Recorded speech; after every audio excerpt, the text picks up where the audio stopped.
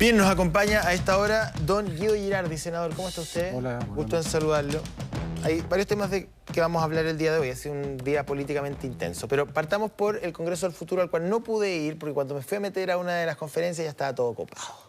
Es un verdadero éxito.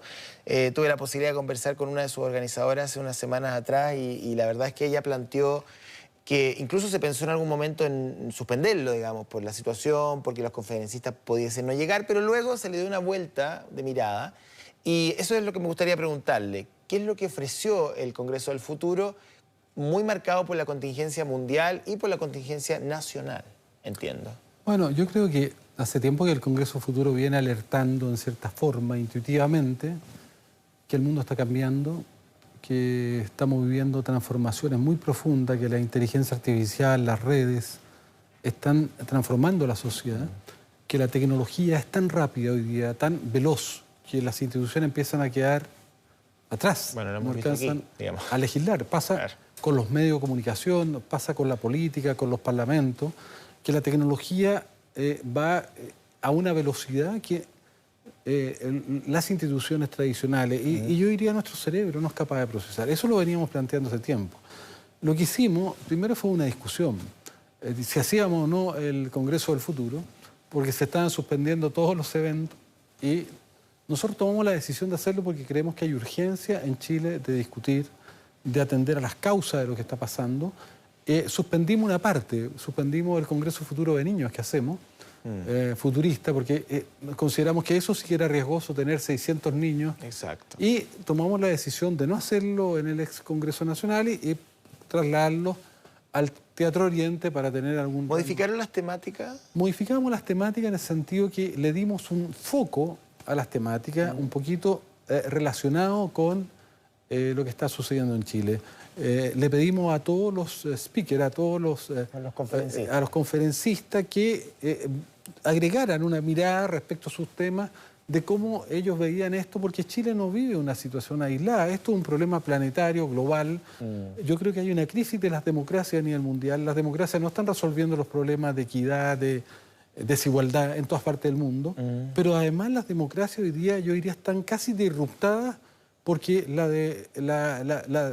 diría la acción directa que están generando las redes sociales está transformando a la democracia, o la está cuestionando por lo menos, y no solo a la democracia. Tú ves que la última encuesta de feedback que salió hace algunos días atrás, que se ve reforzada por la encuesta CEP, no es solo el presidente Piñera que tiene 6 puntos, el ejército, los carabineros, o las Fuerzas Armadas, la oposición, las instituciones, la oposición. El Parlamento, 2 puntos. Por eso el Parlamento, pero también empieza a cuestionarse a los diarios, a las revistas, la televisión, incluso las radios que aparecían como sobrevivientes, están cuestionadas, y lo único que las personas valoran son las redes sociales, lo que tiene también una problemática porque las redes sociales son fake news también, son control de nosotros, son neuroprogramación y son personalización. Además, de ahí ya la gente, o mucha gente, en estos estudios de opinión, valora de las redes sociales, primero el control que tiene sobre ella,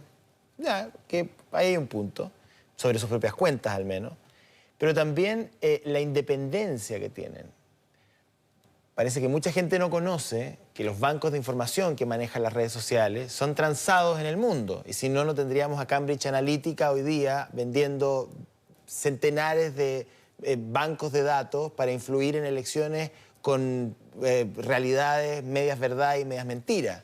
Entonces, tanta independencia en las redes sociales tampoco hay. Ahora, es interesante el punto que usted toca porque ¿cuál es el desafío hoy día de la democracia representativa? Bueno, ¿Qué le quedó del Congreso del Futuro? Yo creo que lo que tú estás planteando es muy importante. Hoy día, y yo quiero reafirmarlo desde el punto de vista siguiente, cuando se crea Internet en el año 1992, lo crea Tim Berners-Lee, y lo crea como un espacio de libertad, de autonomía, de colaboración. Y incluso no se podían hacer transacciones comerciales. Hoy día Internet está privatizado.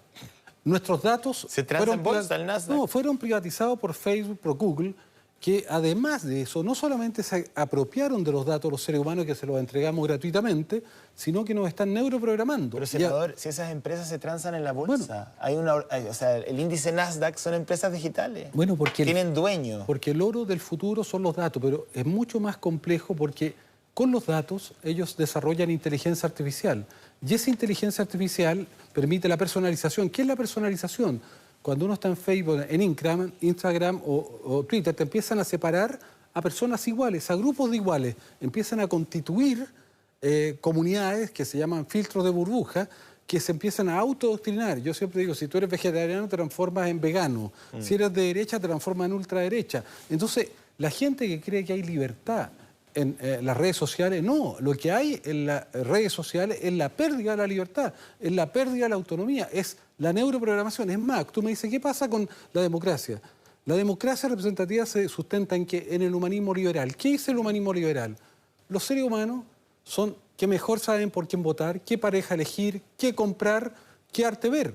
Porque el ser humano es el origen de toda autoridad y sentido. Bueno, ¿qué pasa con lo que está pasando con las redes sociales y con la inteligencia artificial? Ya los seres humanos no deciden nada, empiezan a elegir pareja. ¿Quién la elige? Tinder. Pero creen que deciden, pues hay un aspecto de... Sí. Hay un maquillaje en las redes sociales, hay una falsa ilusión de democracia directa que no existe. Bueno, por eso cuando el computador se apaga, volvemos a la realidad. Pero por eso es muy importante, porque hoy día los algoritmos es lo que se llama el acompañamiento algorítmico de la vida, son los lazarillos que estamos teniendo, empiezan a votar por ti como Cambridge Analytica, empiezan a comprar por ti, empiezan a elegir pareja. Entonces es un poder inconmensurable. Creo que se me vaya el tiempo, pero hoy día yo revisé las fichas de algunos conferencistas vinculados al tema de emergencia climática, que me parece tremendamente importante. Y habían exposiciones magistrales, se habló de la pérdida de masa de la Antártica desde el fondo hacia la superficie, de la pérdida de masa de la Groenlandia desde la superficie al fondo, había temas que tenían que ver con reutilización del agua, con emisión de gases, en fin. No sé si me podría contar parte de lo que se dijo y que a usted llamó la atención respecto a la situación ambiental.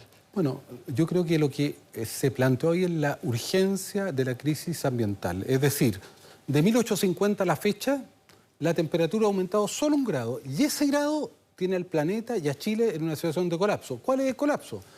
La disminución de los caudales de los ríos en la zona centro-norte del país han disminuido el 90%. En Chile llovía antes más de 300 milímetros por año. Hoy día, este año, el año 2019, llovió 82 milímetros, casi de un clima desértico. Y esto está empezando. Lo grave es que fracasada la COP de París y la COP 25, se prevé que la temperatura puede aumentar 3 grados. No 1 grado en 170 años, 3 grados en 20, 30 años, y eso es un desastre. Van a haber crisis de agua, van a haber crisis migratoria, van a subir los niveles del mar, van a haber enfermedades nuevas, y por lo tanto lo que se está planteando es justamente alertar al mundo de que tenemos que tomar medidas de mitigación, que son para disminuir las emisiones, y también medidas de adaptación. Sentido, ¿usted es de los críticos del rol que jugó la ministra Schmidt en la COP25 o no?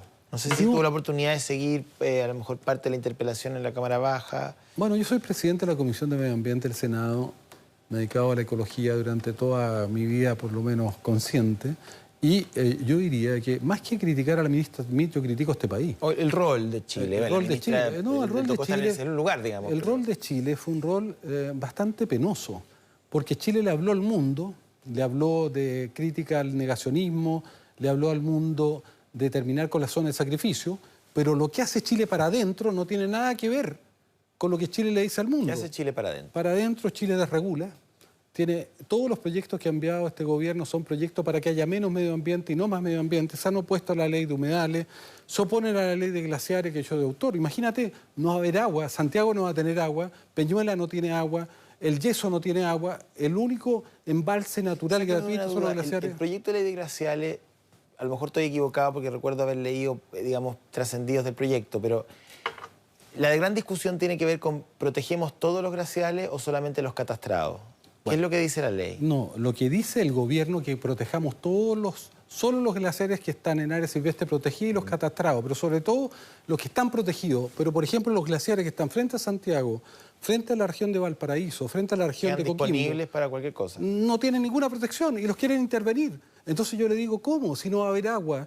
Y lo segundo... Pero es de toda lógica, ¿por qué no protegerlos todos, digamos? Porque eso es el problema, no es de toda lógica, parece, para el gobierno. Y luego Mary Robinson, esta ex ministra de Irlanda, expone, ¿qué dice? Yo no entiendo cómo en Chile el agua puede ser propiedad privada. Bueno, hace una semana se votó mi proyecto que restablece el agua como bien nacional de uso público, como en todas partes del mundo. Pero lo interesante es que 12 votos de derecha valen más que 24. Había un quórum ahí. Entonces, hay un quórum. Entonces, yo creo que evidentemente esto es mayor. Pero dio un solo elemento para decir la falta de voluntad. Chile fue impulsor de un acuerdo de Escazú. El acuerdo de Escazú es para proteger a las comunidades, garantizarle la información a las comunidades y la participación ciudadana. Se perdió independencia, dijo el gobierno. Bueno, si tú quieres decir se pierde independencia, yo le digo al gobierno, ¿por qué el gobierno presentó el TPP-11? Ese sí que hace perder la autonomía y la soberanía del país.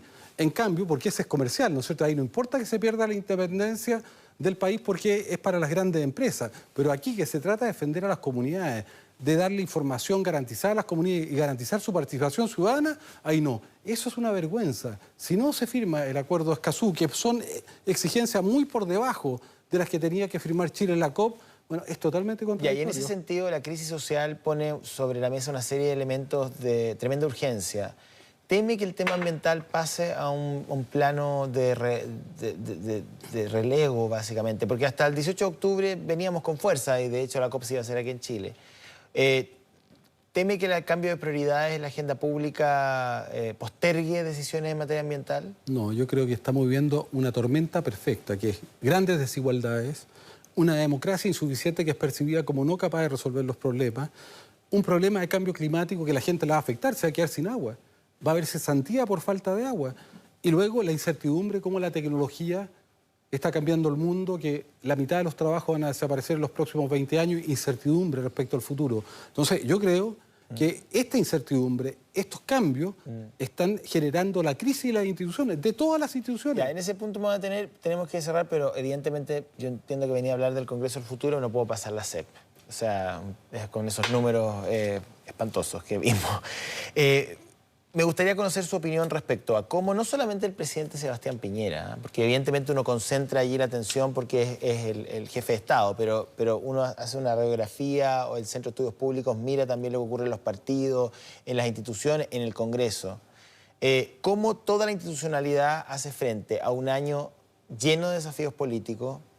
Solamente están los plebiscitos constitucionales de entrada y salida, pero está las municipales, las primarias municipales, consejeros regionales, gobernadores regionales, en fin. ¿Cómo el sistema responde con ese nivel de apoyo? Es que yo creo que lo grave no solamente que Piñera tenga 6% de apoyo, sino que todas las instituciones... Exacto. Un país, muchos dicen, los países tienen que ver con la calidad de sus instituciones. Eso es lo que hace que los países se desarrollen, crezcan, sus instituciones educacionales, sus instituciones de poder judicial, sus instituciones políticas, sus instituciones en todos los ámbitos. Y lo que está acá demolido son las instituciones, incluso las instituciones, yo te decía, la radio, la prensa, la televisión, sí, todas cuestionadas. También, entonces, pero entendiendo que el sistema político tiene que enfrentar o liderar un proceso. Bueno, es que yo creo que cuando hay una pandemia, hay una enfermedad generalizada, es como una infección generalizada, yo creo que hay que tener mucha atención porque es pasto seco para el populismo. Ahora, ¿qué creo yo que se puede hacer? A ver. Yo creo que la política, la sociedad y las instituciones tienen que readecuarse, son muy lentas. La democracia es muy lenta frente a los cambios tecnológicos. Llega Uber y la democracia no sabe qué hacer. Y esto va a ser cada vez más rápido. Y por lo tanto empieza a quedar obsoleta, irrelevante, empieza a desarrollarse un mundo fuera de las instituciones. Pero yo creo que lo que hay que hacer además es repensar las instituciones como lo hicimos en el Congreso Futuro, con Jenkins, que es el experto mundial de Stanford de democracia deliberativa, vino el francés que está organizando los cabildos de Macron como... Bueno, además de eso, yo creo que el presidente y el gobierno y nosotros debemos comprometernos a resolver la agenda social. Una agenda social que toque los intereses de las grandes riquezas. O sea, la previsional no toca eso. No la toca, no se toca los grandes intereses. De hecho, la carga tributaria de Chile es 20 puntos del producto. Eso está hecho para un país donde la salud no es un derecho, donde la educación no es un derecho, donde las pensiones no son un derecho. Tienen que pagar impuestos los que no pagan impuestos y las grandes riquezas. Y en segundo lugar, tiene que haber una salida política para repensar nuestra institucionalidad. No solamente el punto de vista que el agua deje de ser propiedad privada, restablecer este derecho a garantías sociales, sino tener un sistema político que se pueda adaptar a los cambios. Un sistema presidencial no se adapta. El presidente Piñera tiene 6% y tiene que estar 2 años. Un sistema parlamentario por lo menos te permite cambiar mayoría. Uno tiende a pensar que esa discusión va a estar, digamos, en el debate constitucional de este año. Que tengan un fin de semana, senador. Muchísimas gracias. Ustedes también.